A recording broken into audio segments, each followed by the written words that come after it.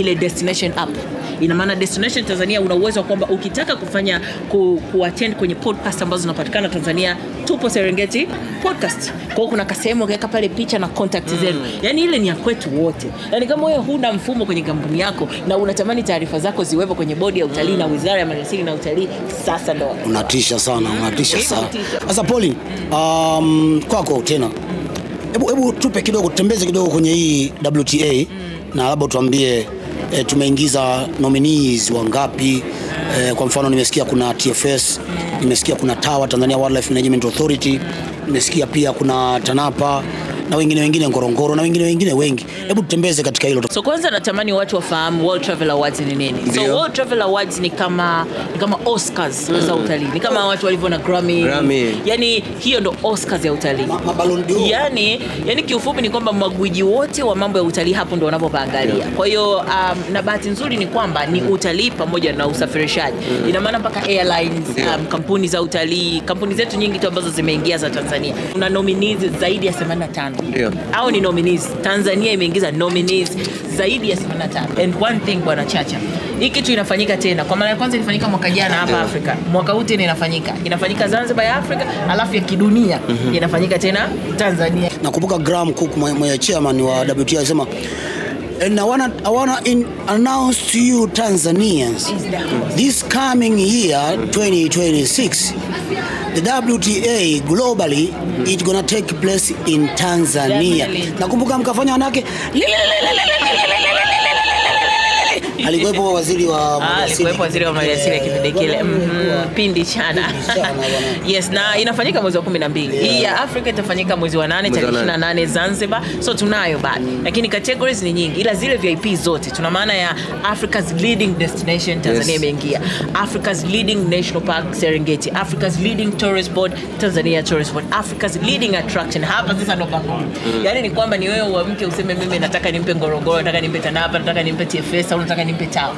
So kwa mara ya kwanza kabisa katika historia ya utalii na uhifadhi, TAWA na TFS wameingia kwenye hichi kinyang'anyiro. Hii ni mara ya kwanza. Lakini kubwa sana kuliko vyote ni kwamba Watanzania tupige kura.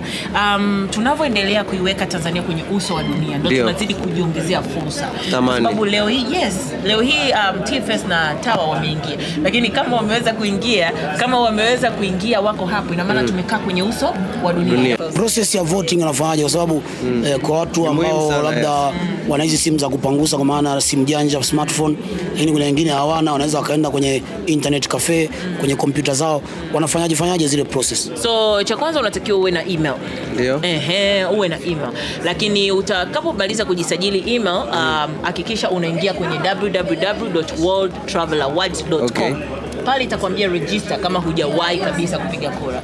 Utakapo register utaweka email na utaweka password. Alafu utahakiki kwamba wewe sio robot. Itakutumia mail moja kwa moja kwenye email yako. Hakikisha una verify. Usipo verify kura yako haihesabiki. Na likumbusha hilo, kama kuna mtu ameshapiga kura nyingi, kama haja verify kura yake haihesabiki. So lazima uwe umeverify ili wao waweze kuhesabu kwamba wewe kweli si robot.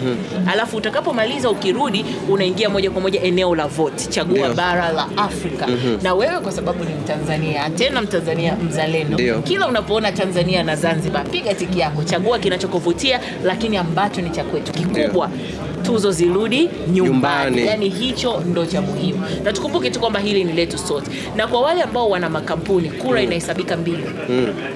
Yes, kwa hiyo kuna email za kawaida, kuna email za kampuni. Kwa hiyo kama una kampuni, ina maana una kampuni na website. Ndio, website ina maana una mail za kampuni. Kuna sehemu ya chini pale ambayo inakuambia ujitaje wewe ni nani. Kama wewe ni tour operator au kama wewe unahusika na media, chochote unachohusika nacho. Kama unafanya kwenye travel industry, chagua. Utakapochagua ukaweka ile email ya ofisi, zile ni kura mbili. Kwa hiyo kwa wale ambao wana email za ofisi, I encourage them kutumia za ofisi.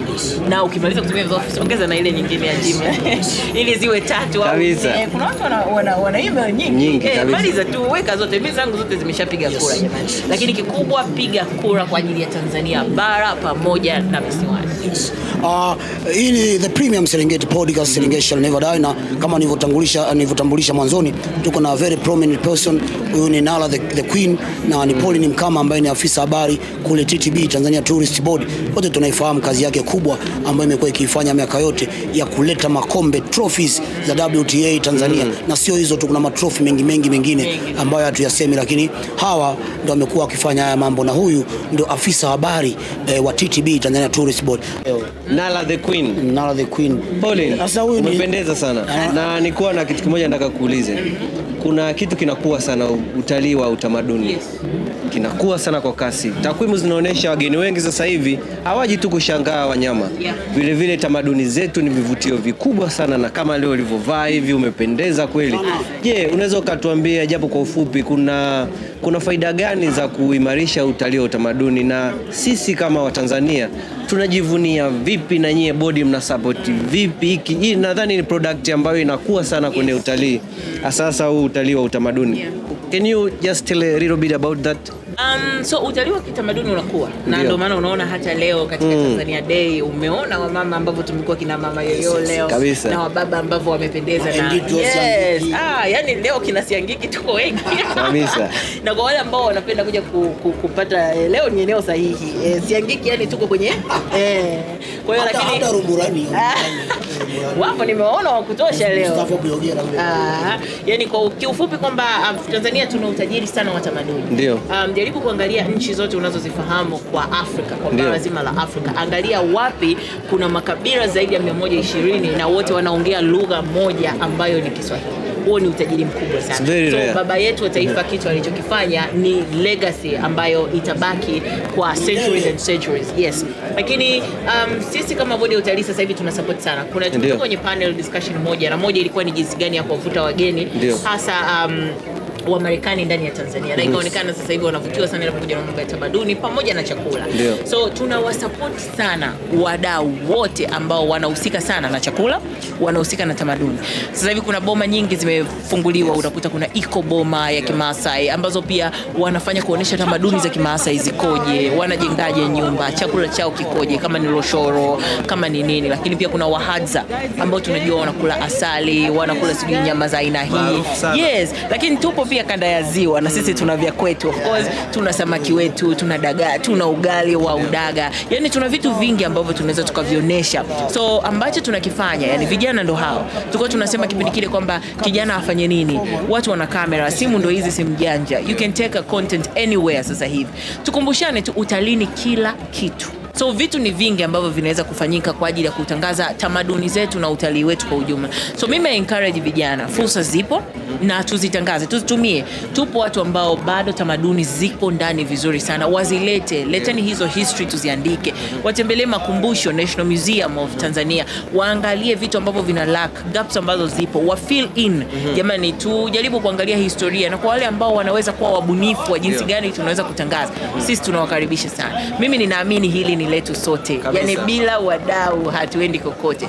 Nisema kwamba hii ni the premium Serengeti podcast, yani podcast kubwa Tanzania kabisa, ambayo inakutanisha manguli, prominent figures katika mambo mawili tunayofanya sisi kama uhifadhi, lakini pia utalii na sekta zote mtambuka. Au bwana, sasa tulikuwa na the most prominent person, afisa habari wa TTB, Tanzania Tourist Board, na Pauline Mkama ambaye ametema madini mengi sana, mengi sana. Wale wote ambao wamefuatilia hii premium session podcast, basi mtakuwa umepata madini mengi sana. Asante sana. So mimi kwanza nawapongeza sana. Asante sana Hata kwa kunipa nafasi hii. Ndio. Si nafasi ndogo. Jamani, nawashukuru sana. Kukimbizana na mimi haikuwa rahisi. Kabisa. Nashukuru sana Chacha kwa kutugiva.